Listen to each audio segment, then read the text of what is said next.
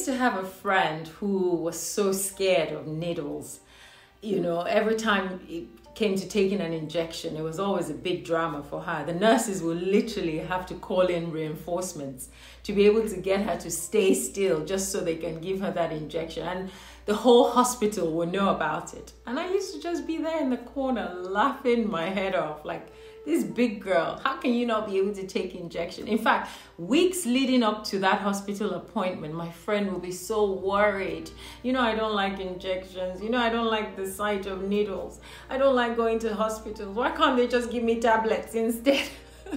I hope the nurses know what they're doing. She was always so scared. Her entire energy for weeks will be spent on worrying about that appointment. So much so that it takes over her entire life in that moment. And she can't do anything. She can't even be happy. It's fear.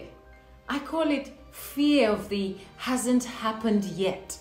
And most of the things that we worry about in life, they never actually happen. And yet we spend the best part of our lives worrying so much about them. And even if they happen, the moment is so minute in comparison to all of the attention that we've given it up to that point. Think about it. How many seconds does it take for a needle to go into your arm? 10 seconds of pain maybe, and yet weeks and weeks of worry that is not even worth that 10 seconds of pain. And this is how most of us are living our lives. Why do we torture ourselves so much? We make all this fuss and all this drama over things, little moments that would come to pass very quickly. All of us worrying about fear of the hasn't happened yet. If I was to ask you what proportion of good and bad things have happened in your life, most of you will say there's actually been more good things than bad things, certainly for me. Very rarely will you find anyone say that they've had more bad things happen to them.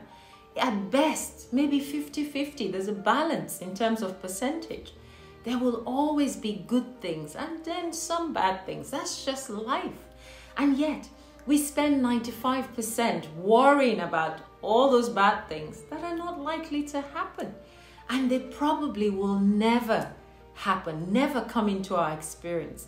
But then we spend so much energy that we actually align ourselves vibrationally to that bad thing that we're so scared of. So that when it happens, we then say, I knew it. I knew, I've been thinking that that thing might happen. Yes, you invited it into your space. You remember all the months and years that you've been worrying. It had to come into your experience. How many times do we think the worst and then nothing? It's not even anything as bad as what our mind has made it out to be. Why do we never spend that same energy worrying about the good stuff? You know, oh, I'm so worried, my life is so good.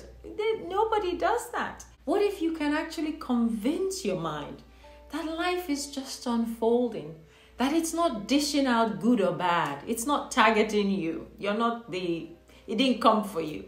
It's just your perception that is seeing it like that it's no big deal, that everything works out eventually as it's supposed to be. And so when you get to that hospital, it will only be a 5-second job taking that injection and you're done. And that's how life is. How many horrible things have actually happened? Think about it. Did a lion chase you this morning? Do you personally know someone that jumped off a cliff today? How many family members of yours have you lost this week? Many things, which we call disasters. They don't actually happen as often as we worry ourselves about them. The other day, my mom was traveling from London back to Lagos, and she was worrying herself so much about the weight of her suitcase. We packed and repacked, and after a while, I said to her, you know what?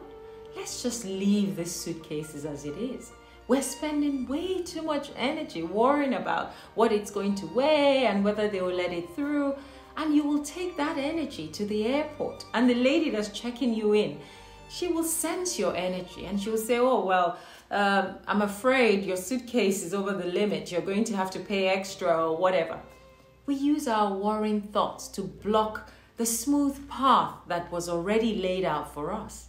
So she said, okay, I'm going to stop worrying about it. And that's what she did. And she went to the airport and Not only did the guy not even check the weight of her suitcase, he just let everything through.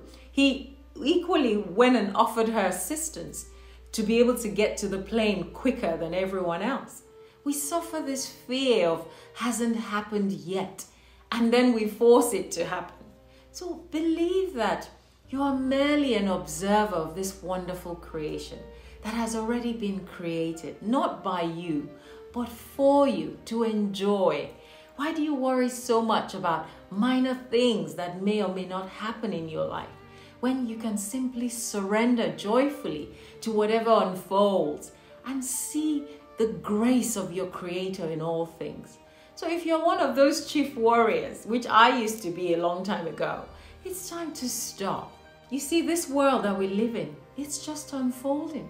Long before you got here, it was unfolding, and when it will continue to unfold long after you leave. In fact, how much impact have you made so far? If you really think about it, it's very little that you can change. If your ego would like to think you're changing the world, but we are like clouds passing in the sky. 1 minute we're here, and before you know it, we're gone. So why not surrender to that which is beyond ourselves? Let's stop worrying and know that with a fervent prayer and a firm volition for what is good, there's nothing for us to worry about. So until next time, relax yourself. The world is a beautiful place. It unfolds before you, not as good or as bad, but as it ought to be, as you deserve for it to be. So until next time, take it easy with yourself. Bye for now.